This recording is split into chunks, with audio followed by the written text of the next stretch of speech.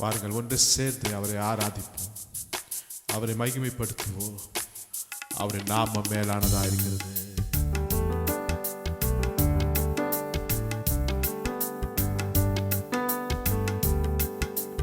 ஒருவரும் சேரா ஒளியினில் வாசம் செய்திடும் எங்கள் தேவனே, மனிதருள் யாரும் கண்டிரா மகிமை உடையவர் எங்கள் தேவனே. ஒருவரும் சேரா ஒளியினில் வாசம் செய்திடும் எங்கள் தேவனே, மனிதருள் யாரும் கண்டிரா மகிமை உடையவர் எங்கள் தேவனே. நீரே உன்னத, நீரே பரிசுத்த, நீரே மகத்துவ, உம்மை ஆராதிப்பே. நீரே உன்னத, நீரே பரிசுத்த, நீரே மகத்துவ, உம்மை ஆராதிப்பே. எல்லாம் நீரே, உமக்கு ஆரம்பம் இல்லையே. எல்லாம் நீரே, உமக்கு முடிவொன்றும் இல்லையே. எல்லாம் நீரே, உமக்கு ஆரம்பம் இல்லையே. எல்லாம் நீரே, உமக்கு முடிவொன்றும் இல்லையே. உம்மை அறிந்தவர் இல்லையே, உம்மை புரிந்தவர் இல்லையே, உம்மை கண்டவர் இல்லையே, உமக்கு உருவங்கள் இல்லையே. உம்மை அறிந்தவர் இல்லையே, உம்மை புரிந்தவர் இல்லையே, உம்மை கண்டவர் இல்லையே, உமக்கு உருவங்கள் இல்லையே. நீரே உன்னத, நீரே பரிசுத்த, நீரே மகத்துவ, உம்மை ஆராதிப்பே. நீரே உன்னத, நீரே பரிசுத்த, நீரே மகத்துவ, உம்மை ஆராதிப்பே.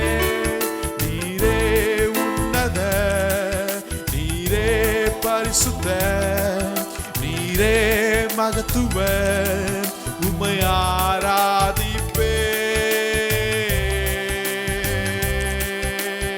ஒருவரும் சேரா ஒளியினில் வாசம் செய்திடும் எங்கள் தேவனே, மனிதருள் யாரும் கண்டிரா மகிமை உடையவர் எங்கள் தேவனே. நீரே உன்னத, நீரே பரிசுத்த, நீரே மகத்துவ, உம்மை ஆராதிப்பே.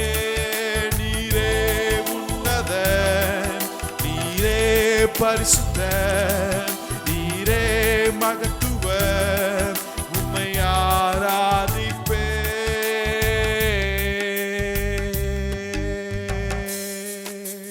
यीशु मसीह तेरे जैसा है कोई नहीं, तेरे चरणों में झुके आसमां और महिमा गाए ज़मीन। यीशु मसीह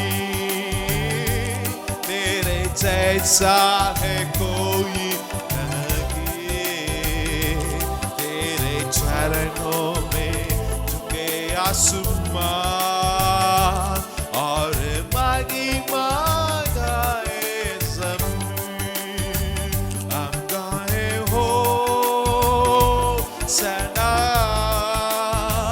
तू राजाओं का है राजा, तेरी महिमा होवे सदा, तू है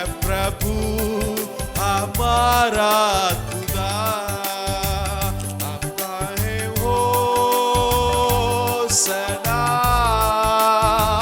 तू राजाओं का है राजा तेरी महिमा होवे सदा तू है प्रभु हमारा खुदा तू है प्रभु हमारा खुदा तू है प्रभु हमारा खुदा hallelujah hallelujah hallelujah hallelujah hallelujah hallelujah hallelujah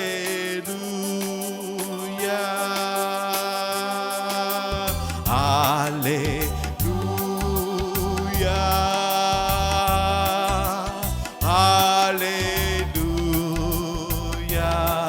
hallelujah hallelujah hallelujah hallelujah hallelujah thank you Jesus thank you Jesus hallelujah thank you Jesus thank you Jesus thank you Jesus hallelujah thank you Jesus hallelujah thank you Jesus thank you Jesus धन्यवाद यीशु hallelujah धन्यवाद यीशु hallelujah धन्यवाद यीशु धन्यवाद यीशु hallelujah धन्यवाद प्रभु धन्यवाद यीशु राजा धन्यवाद पवित्र आत्मा hallelujah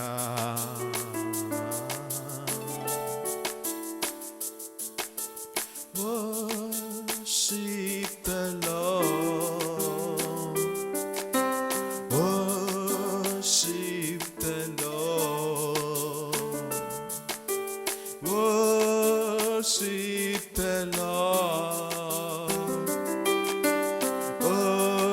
worship the Lord worship the Lord in the heavens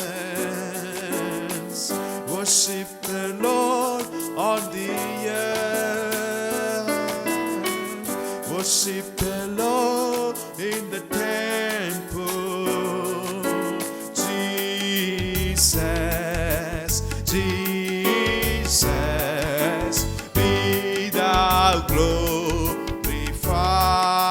glorified Jesus Jesus be thou glorified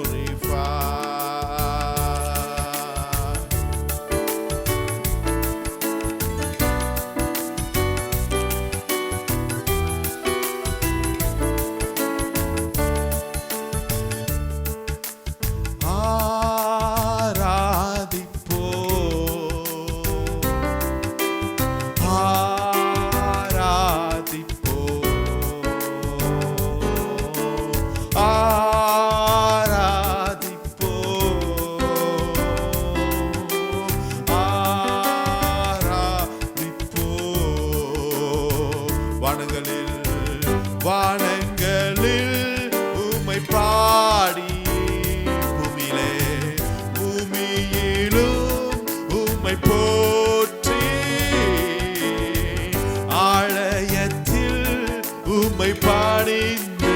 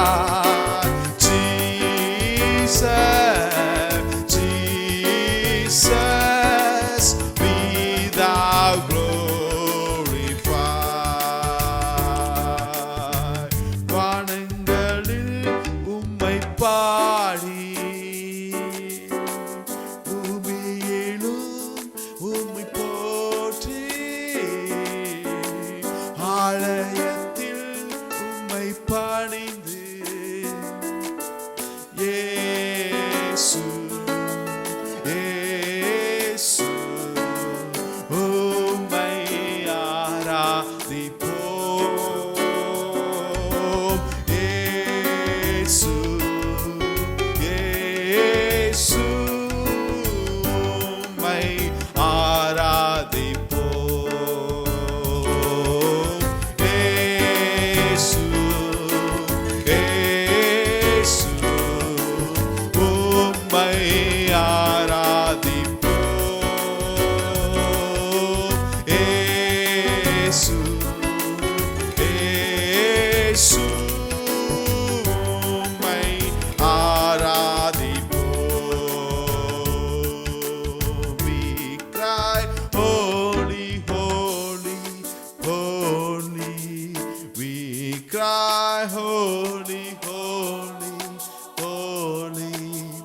We cry, holy, holy, holy is the Lamb.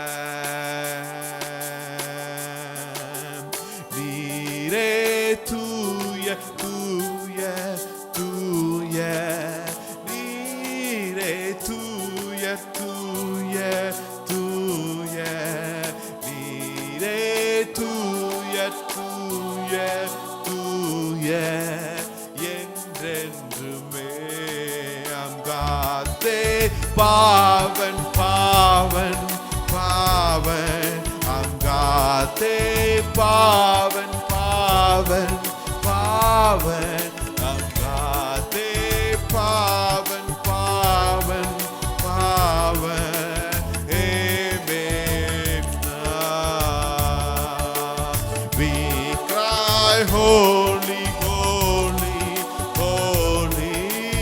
We cry, holy, holy, holy.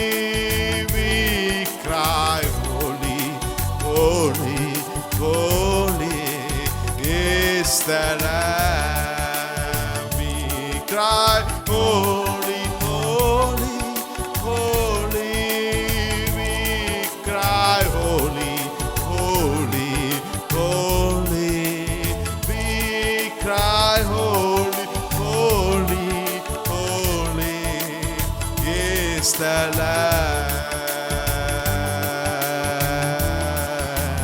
Is the Lamb.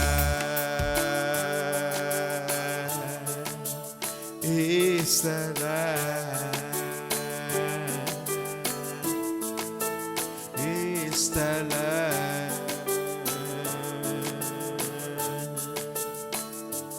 Bless the Lord, oh my soul, oh my soul. I worship His holy name. Sing like never before.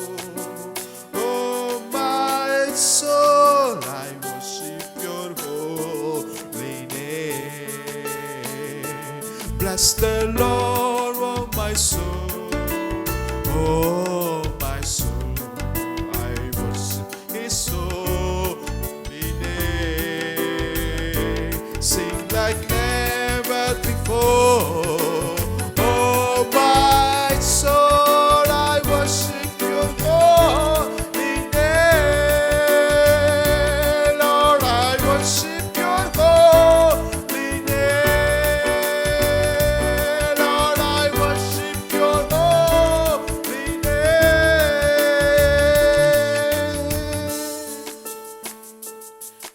என் ஆத்துமாவே கர்த்தரை துதி, முழு உள்ளத்தோடே. அவர் நாமத்தையே ஸ்தோத்தரி, பரிசுத்த நீரே. என் ஆத்துமாவே கர்த்தரை துதி, முழு உள்ளத்தோடே. அவர் நாமத்தையே ஸ்தோத்தரி, பரிசுத்த நீரே. பரிசுத்த நீரே. என் ஆத்துமாவே கர்த்தரை துதி, முழு உள்ளத்தோடே.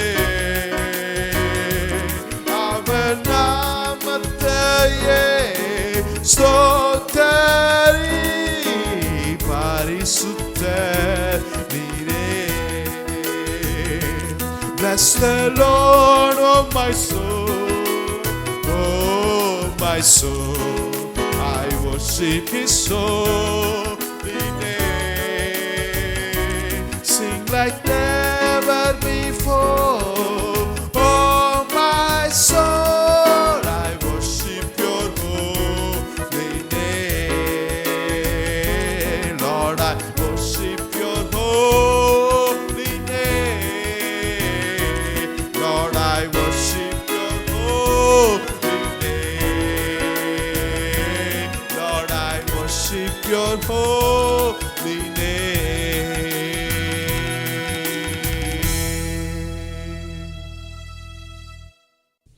சர்வ வல்லமுடைய நாமத்தினால உங்கள் ஒவ்வொருவரையும் நாங்கள் வரவேற்கிறோம்.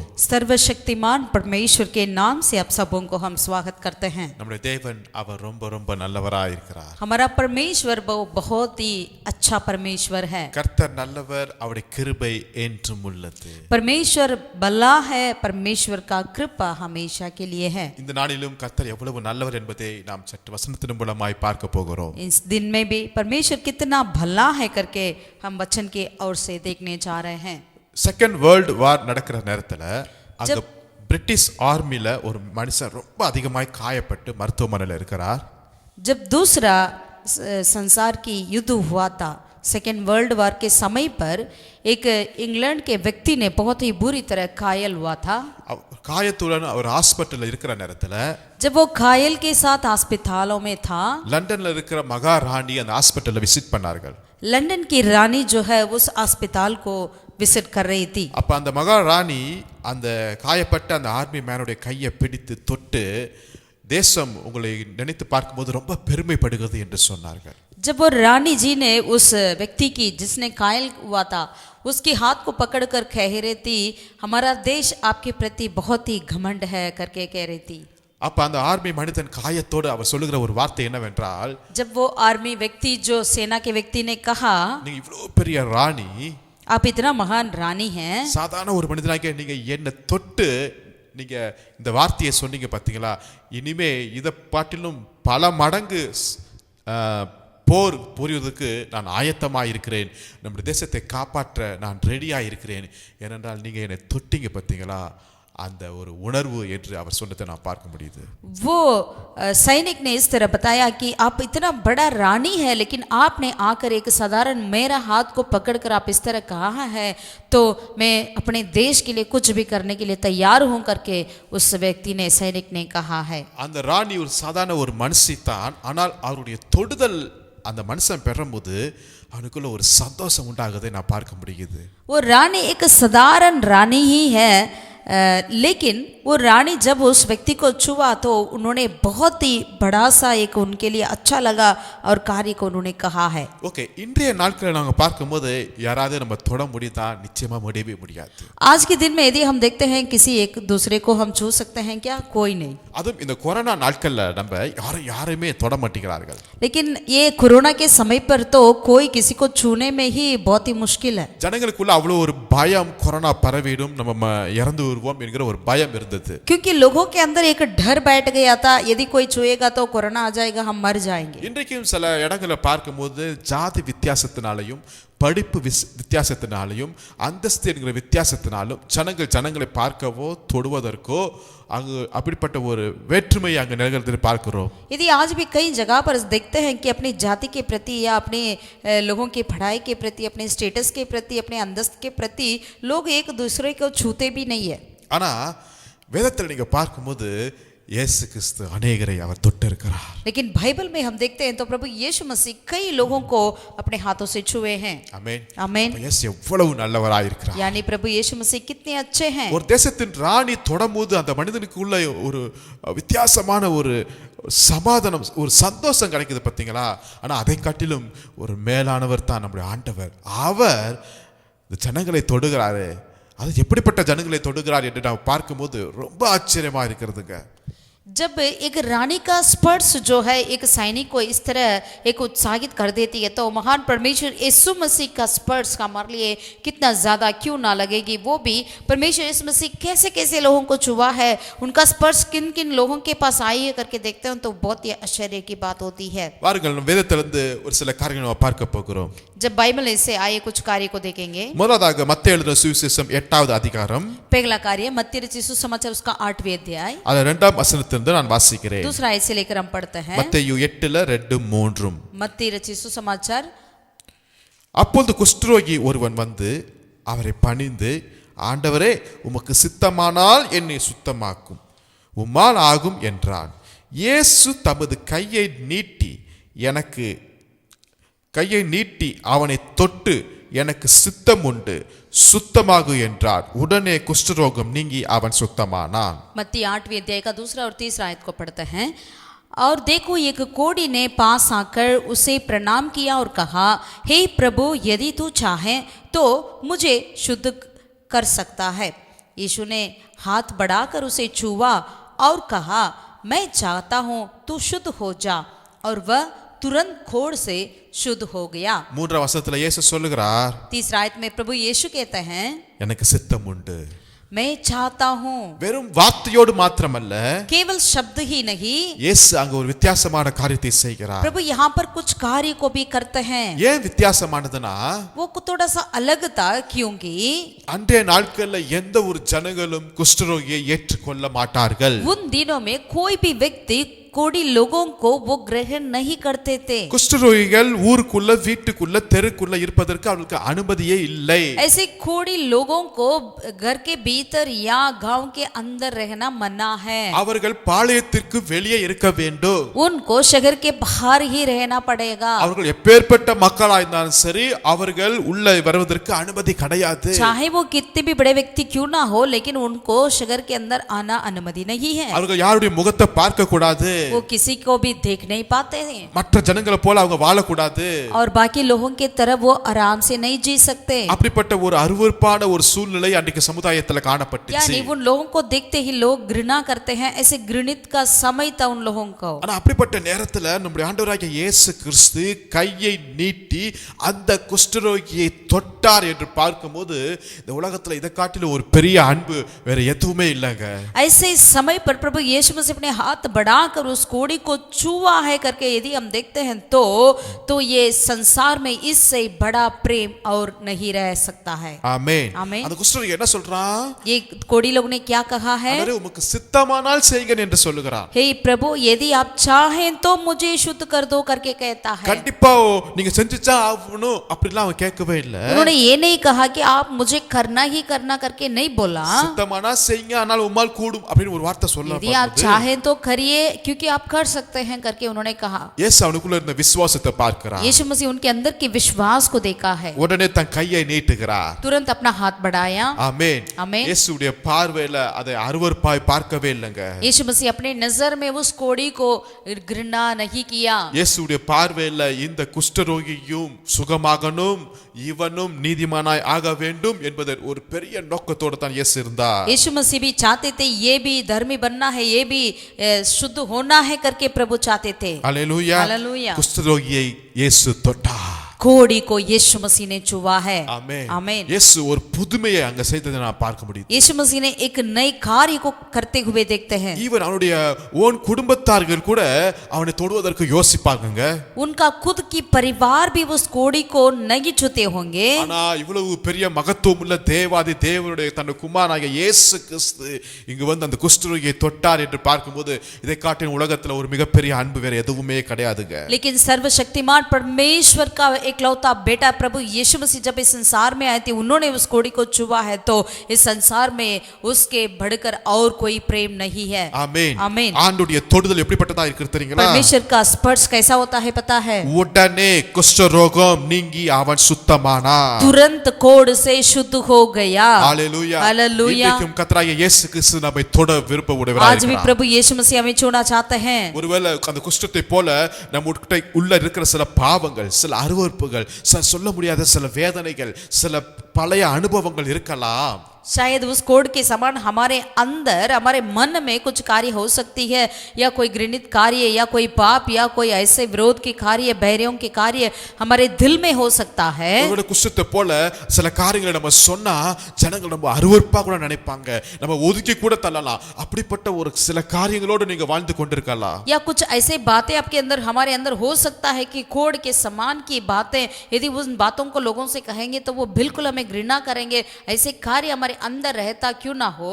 ஆனாலும் இந்த குஷ்டரோகி சொன்னது போல, लेकिन ये कोड़ी जिस तरह से कहा वैसे என்னை சுத்தமாக்குங்க என்று சொல்ல வேண்டும். हे प्रभु मुझे शुद्ध कर दे करके हमें कहना चाहिए। சரி, குஷ்டரோகி வந்து என்னை சுத்தமாக்குங்கன்னு சொல்லல. यहाँ पर कोड़ी ने आकर ये नहीं कहा मुझे शुद्ध कर दे करके, என்னை வந்து எனக்கு வந்து இந்த நோயிலிருந்து ஒரு சுகத்தை தாருங்கன்னு சொல்லல, என்னை சுத்தமாக்குங்க என்று தமிழ்ல போடப்பட்டிருக்கிறது. उन्होंने ये कहा कि मुझे इस बीमार से कोड़ से चंगा करें करके, लेकिन बस ये लिखा है कि मुझे शुद्ध कर दे। அப்ப அவருடைய வியாதி என்ன? ता मतलब इनका बीमार क्या था? ஒரு அசுத்தமான ஒரு வியாதி, यानी एक अशुद्ध बीमारी है। ஒருவேளை இன்றைக்கு அப்படிப்பட்ட குஷ்டம் என்கிற அசுத்த வியாதி நம்மகிட்ட இல்லாம இருக்கலாம். शायद आज हमारे बीच में कोड़ी करके एक अशुद्ध बीमारी नहीं रहा होगा, ஆனா சில அசுத்தமான பாவ பழக்கங்கள் இருக்கலாமே. लेकिन अशुद्ध पाप की कार्य हो सकता है। சில அசுத்தங்கள் நம்முடைய சிந்தையிலையும் இருதயத்தில் நினைவுகளையும் கொண்டிருக்கலாமே.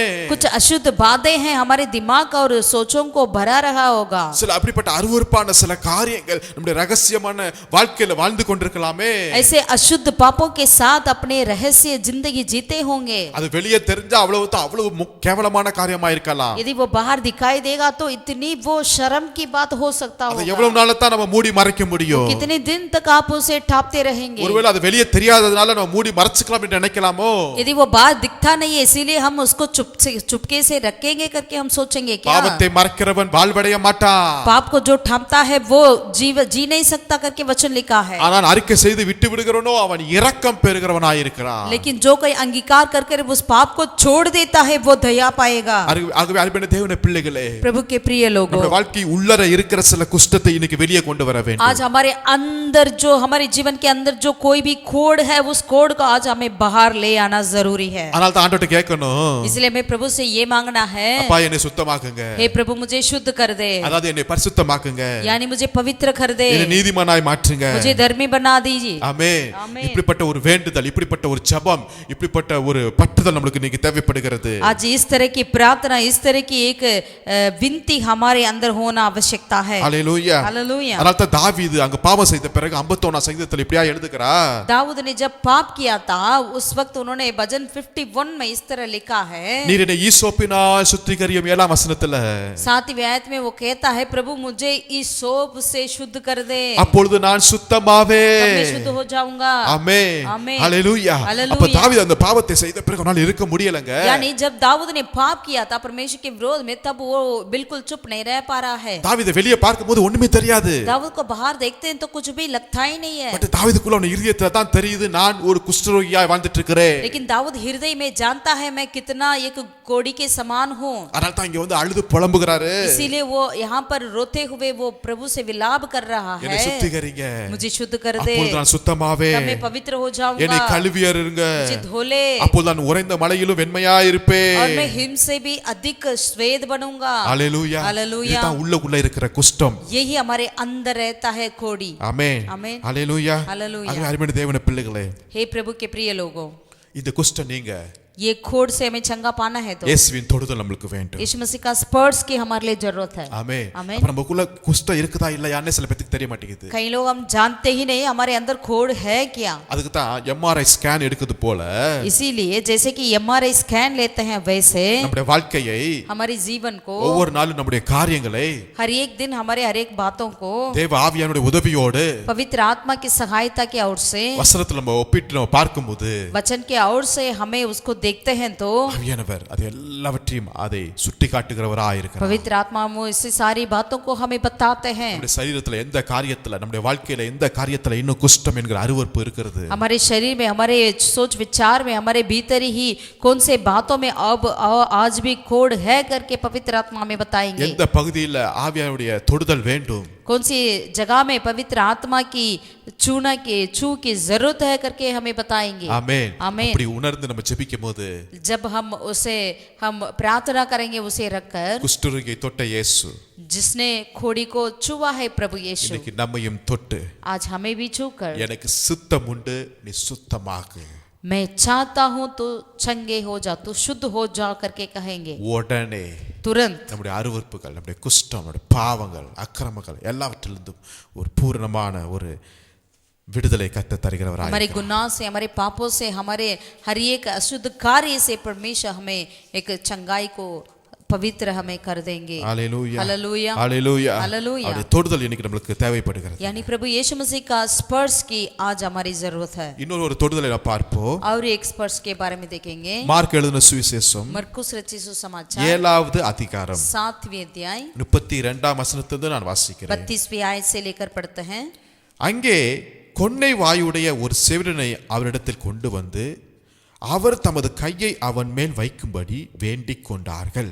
அப்பொழுது அவர் அவனை ஜனக்கூட்டத்தை விட்டு தனியே அழைத்து கொண்டு போய் தம்முடைய விரல்களை அவன் காதுகளில் வைத்து உமிழ்ந்து அவருடைய நாவை தொட்டு வானத்தை அண்ணாந்து பார்த்து பெருமூச்சு விட்டு எப்பத்தா என்றார்.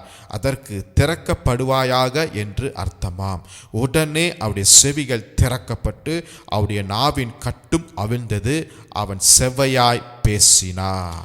तो लोगों ने एक बहिरे को जो हकला भी था उसके पास लाकर उससे विनती की कि अपना हाथ उस पर रखे। तब वह उसको भीड़ से अलग ले गया और अपनी उंगलियां उसके कानों में डाली और थूक कर उसकी जीभ को छुआ और स्वर्ग की ओर देखकर आग भरी और उससे कहा, इफत्था, अर्थात खुल जा। उसके कान खुल गए और उसकी जीभ की खांट भी खुल गई और वह साफ साफ बोलने लगा।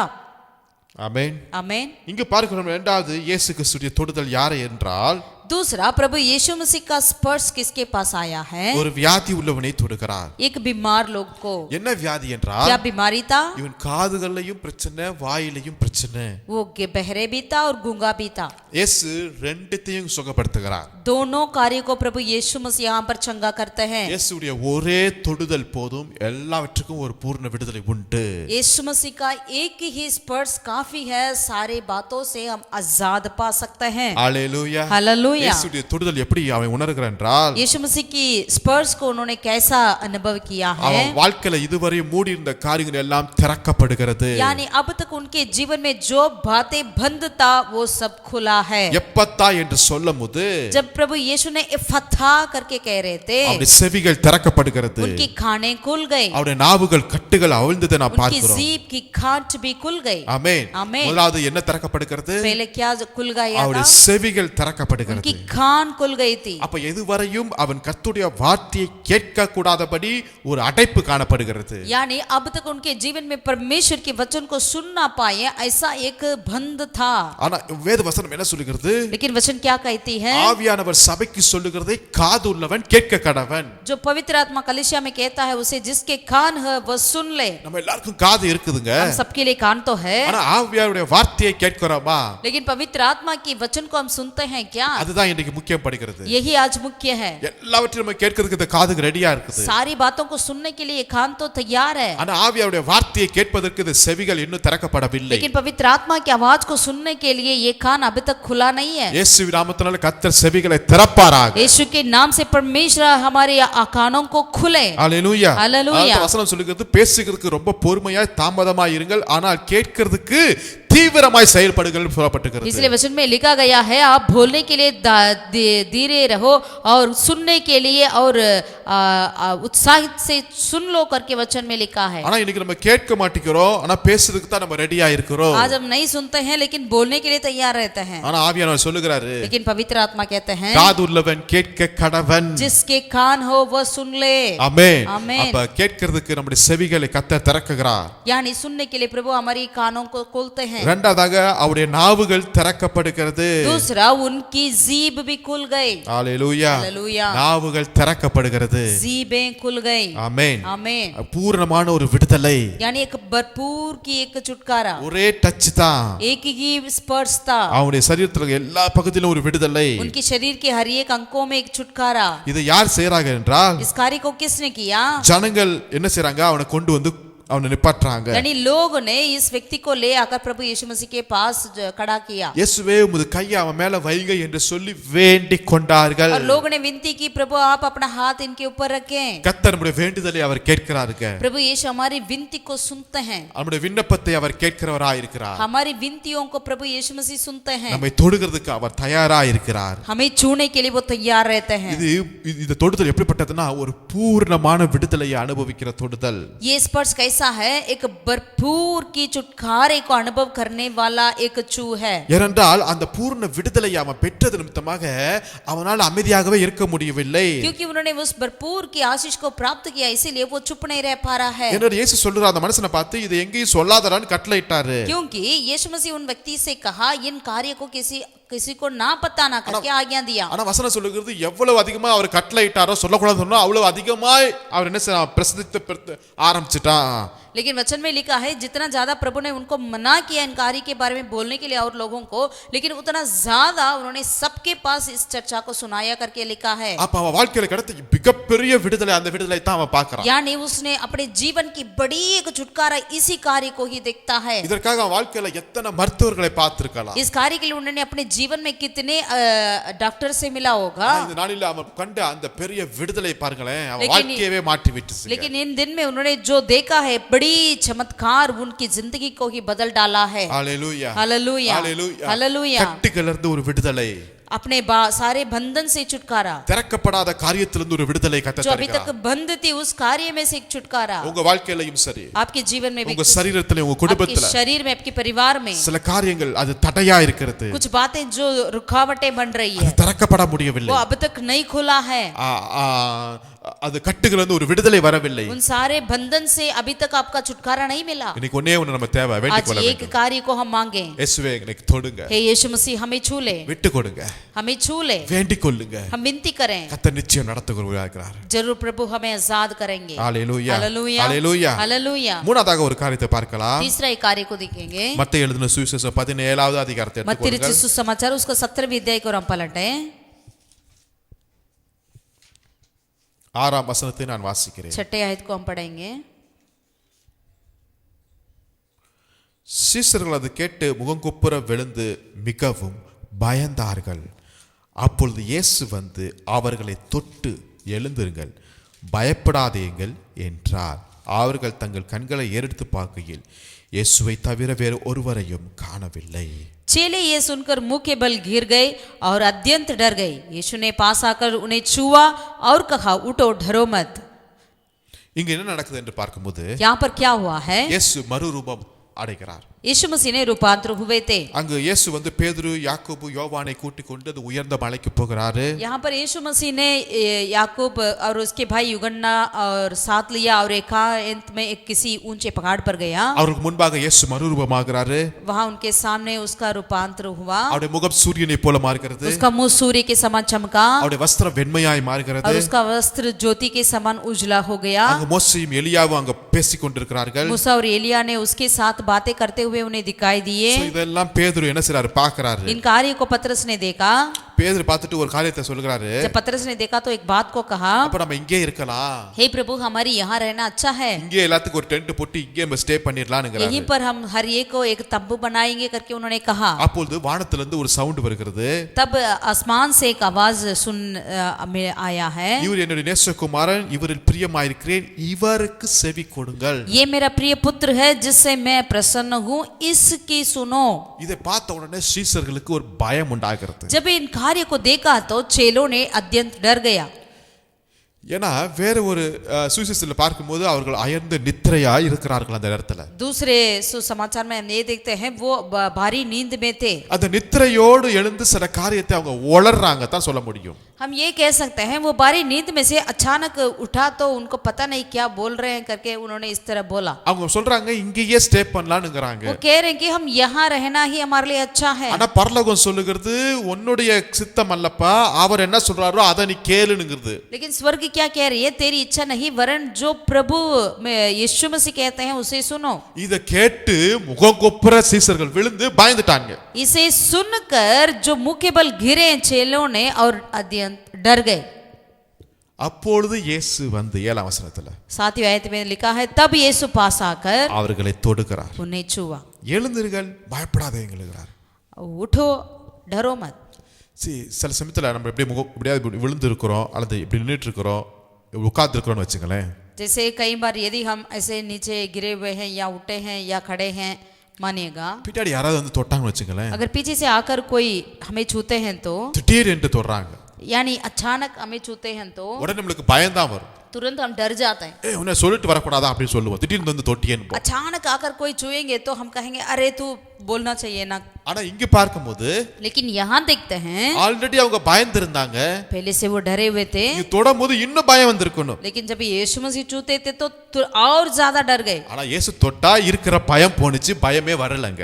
लेकिन यीशु मसीह छुए थे, उन्होंने सारा डर उनसे हट गया है। அதுதான் மனுஷன் தொடுறதுக்கும் இயேசு தொடுறதுக்கும் உள்ள பெரிய வித்தியாசம். यही मनुष्य और प्रभु यीशु मसीह के स्पर्श का अलगपन है। ஹalleluya, हालेलुया, ஹalleluya, हालेलुया। உங்க வாழ்க்கையில நீங்க ஏதோ காரியத்தை குறித்து நீங்க பயத்தோடு இருக்கலாம். शायद आप अपने जीवन में किसी भी बातों के प्रति डरते होंगे। பயம் என்பது பிசாசு கொடுக்கிற ஒரு காரியமா இருக்கிறது. डर जो है शैतान की ओर से आती है। ஆமா, அக்கினி நரகத்துக்கு போகக்கூடிய அந்த லிஸ்ட்ல பயம் இருக்கிறதே நான் பார்க்க முடியுது. हम देखते हैं कि जो आग में जाने वाले, नरक में जाने वाले की सूची पत्र में ये डरबोक वाले का नाम भी है। ஆண்டவர் நமக்குள்ள ஒரு பயத்தின் ஆவியை வைக்கிறது அவருக்கு விருப்பமே அல்ல.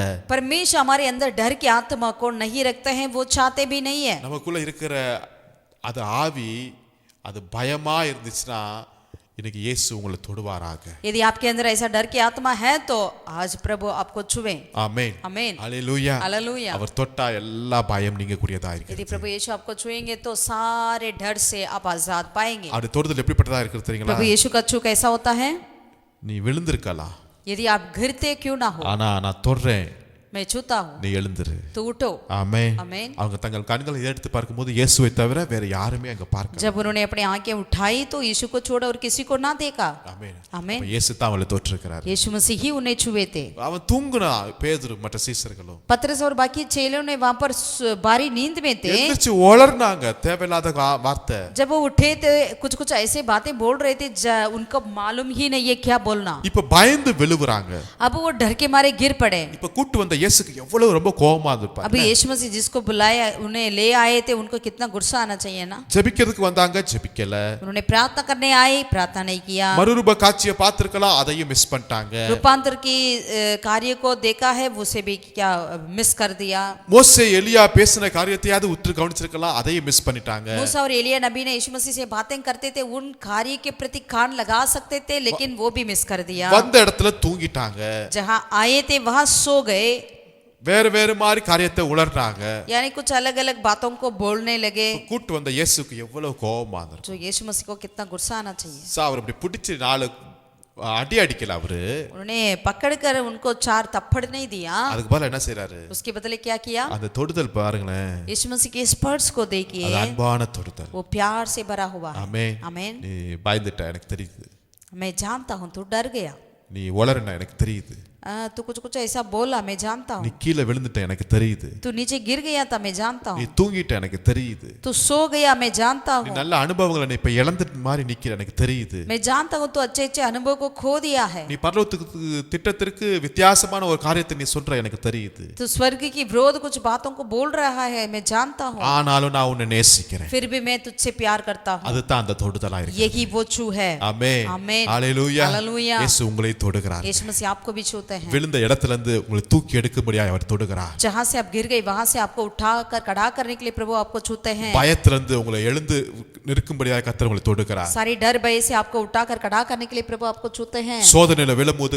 அங்க உங்களை எழுந்து நிக்க வைக்கிறதுக்கு கர்த்தர் உங்களை தொடுகிறார். आज जब आप परीक्षा में गिर पड़ते हैं उसमें से उठाकर खड़ा करने के लिए प्रभु आपको छूते हैं। பலவீனத்துல நீங்க விழுந்துட்டீங்க, அங்க இருந்து உங்களை தூக்கி நிறுத்தும்படியாக கர்த்தர் உங்களை தொடுகிறார். बलहीनता में आप गिर गए, प्रभु यीशु मसीह आपको छूकर आपको उठाकर खड़ा करते हैं। தூக்கத்துல அசதியில நீங்க விழுந்திருக்கலாம், உங்களை எழுந்து நிற்கிறதுக்காக கர்த்தர் உங்களை தொடுகிறார். बारी नींद में आप सो गए, गिर गए, लेकिन उसमें से प्रभु आपको खड़ा कर देते हैं। உங்களை தரிசனத்தை விட்டு நழுவி போயிட்டீங்க, ஆனாலும் கர்த்தர் உங்களை தொட்டு உங்களை எழுப்புகிறார். आप दर्शन से आप खो गए, आप दूर हो गए, लेकिन फिर भी प्रभु आपको उठाकर खड़ा करते हैं। எழுந்திருங்கள், आप उठे, பயப்படாதீர்கள். डरिए मत। ஆமென். आमीन। மூன்றாவதாக ஒரு காரியத்தை பார்ப்போம். तीसरा और चौथा एक कार्य को देखेंगे। நாலாவதாக चौथा एक कार्य को देखेंगे। மார்க் எழுதின சுவிசேஷம் 10வது அதிகாரம் मरकुस रचित सुसमाचार 10वीं अध्याय 13ஆம் வசனம் 13वीं आयत से लेकर पढ़ते हैं।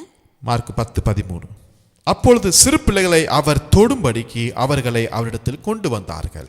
கொண்டு வந்தவர்களை சீசர்கள் அதட்டினார்கள். இயேசு அதை கண்டு விசனம் அடைந்த சிறு பிள்ளைகள் என்னிடத்தில் வருவதற்கு இடம் கொள்ளுங்கள், அவர்களை தடை பண்ணாதிருங்கள், தேவனுடைய ராஜ்யம் அப்படிப்பட்டவர்களுடையது. எவனாயிலும் சிறு பிள்ளையைப் போல தேவனுடைய ராஜ்யத்தை ஏற்றுக்கொள்ளாவிட்டால் அவன் அதில் பிரவேசிப்பதில்லை என்று மெய்யாகவே உங்களுக்கு சொல்லுகிறேன் என்று சொல்லி அவர்களை அணைத்து கொண்டு அவர்கள் மேல் கைகளை வைத்து அவர்களை ஆசீர்வதித்தார். फिर लोग बालकों को उसके पास लाने लगे कि वह उन पर हाथ रखें, पर चेलों ने उनको डांटा। यीशु ने यह देख क्रोध होकर उनसे कहा, बालकों को मेरे पास आने दो और उन्हें मना ना करो, क्योंकि परमेश्वर का राज्य ऐसे ही का है। मैं तुमसे सच कहता हूँ कि जो कोई परमेश्वर के राज्य को बालक के समान ग्रहण ना करें वह उसमें कभी प्रवेश करने ना पाएगा। और उसने उन्हें गोद में लिया और उन पर हाथ रखकर उन्हें आशीष दी। ஆமென். आमीन। சிறு பிள்ளைகளை அவர் தொடும்படிக்கு அவர்களை அவரிடத்தில் கொண்டு வந்தார்கள்.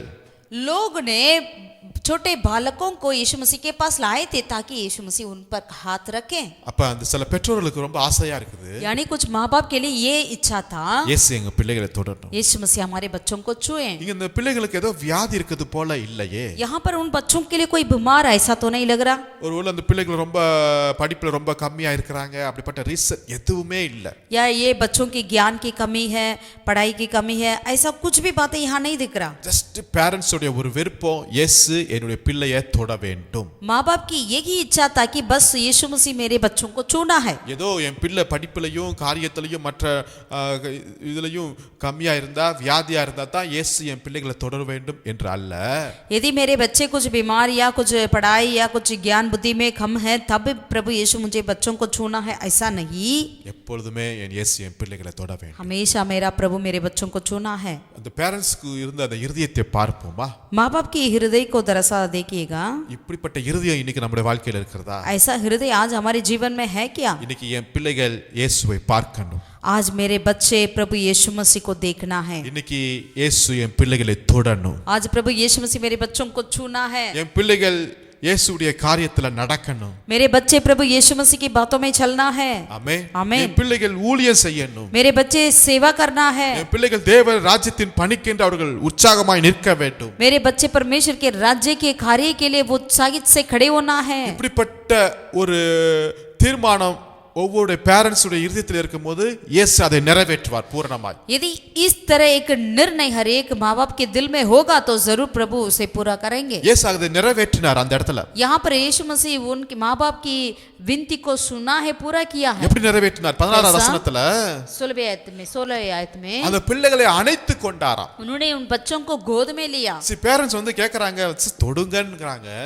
माँ बाप आकर प्रभु यीशु मसीह से विनती किया, अपना हाथ हमारे बच्चों के ऊपर रख दे। ஆனா இயேசு தொடலங்க, அவளை அணைத்து கொண்டு அவர் மேல கையை வைத்து அவளை ஆசீர்வதிக்கவும் செய்கிறார். लेकिन यीशु मसीह ने क्या केवल छुआ ही नहीं, बस उन्हें गोद में लिया और उन पर हाथ रखकर उन्हें आशीष दी। எவ்வளவு ஒரு நல்ல தேவன் பாருங்களேன். कितना अच्छा परमेश्वर है। இது யாருடைய எடுக்கிற முயற்சினா? பெற்றோர்கள் எடுக்கிற முயற்சி. ये किसका कोशिश है?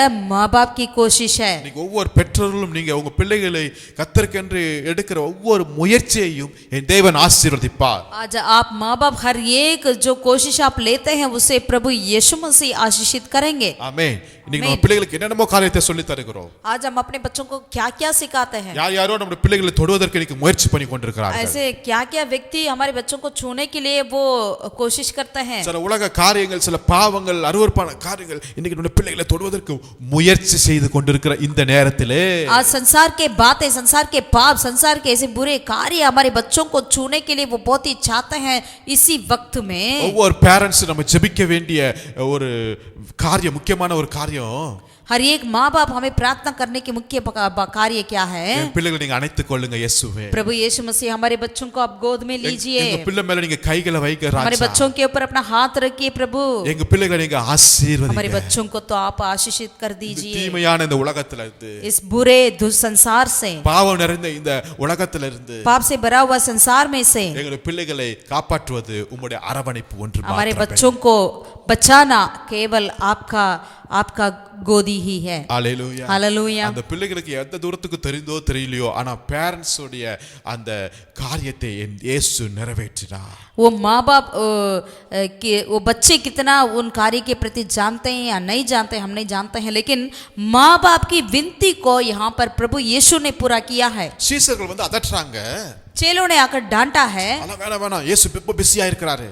उन माँ बापों को चेलों ने डांटा है कि अभी यीशु मसीह बहुत ही व्यस्त है, आप लोग चले जाओ. ஒருவேளை சீசர்கள் சொல்லிருக்கலாம், ஏதாவது வியாதியா இருந்தா மட்டும் வாங்கப்பா, சும்மா நான் வராதீங்கப்பா, டைம் வேஸ்ட் பண்ணாதீங்க அப்படி கூட சொல்லிருக்கலாம். शायद ऐसा भी कहा होगा, यदि बीमार है तो आ जाओ, नहीं तो चले जा करके. ஆனா இயேசு என்ன சொல்றாரு பாருங்களேன். लेकिन यीशु मसीह ने क्या कहा? அதை கண்டு விசனம் அடைந்து வசனம் போட்டிருக்காரு. यहाँ पर लिखा है यीशु मसीह ये देखकर क्रोध होकर. ஏதோ பிரச்சனை தான் இன்னைக்கு நம்ம இயேசுட்ட வருகிறோம் இல்லையா? यदि हम कई बार क्या करते हैं, जब कुछ परेशानियां होते हैं तब ही हम प्रभु के पास आते हैं. ஏதோ நம்ம பிள்ளைங்க ஃபெயில் ஆயிட்டனா உடனே ஆண்டவர்ட்ட கொண்டு வருது.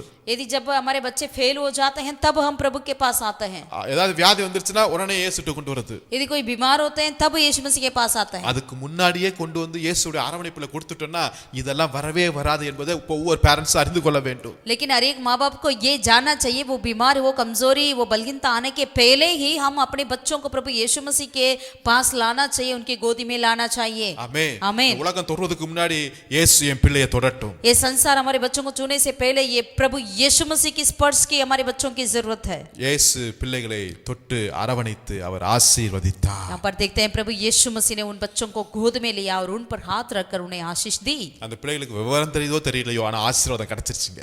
वो बच्चे जानते हैं ना जानते हैं, लेकिन उनको प्रभु का आशीष मिल गया है. பேரண்ட்ஸ் எடுக்கிற முயற்சியை கர்த்தர் அங்க அங்கீகரிக்கிறார். माँ बाप की कोशिश को यहाँ पर प्रभु यीशु मसीह अंगीकार करते हैं. हालेलुया. हालेलुया. இயேசு இன்றைக்கும் தொட்டு கொண்டிருக்கிறார். आज भी यीशु मसीह हमें छूते हैं. ஆமென். आमीन. தொடுதல் ரொம்ப வித்தியாசமானது. प्रभु यीशु मसीह का स्पर्श अलग है. குஷ்டரோகியை தொட்டு சுகமாக்கினார். कोढ़ी लोगों को प्रभु ने छू कर चंगा किया.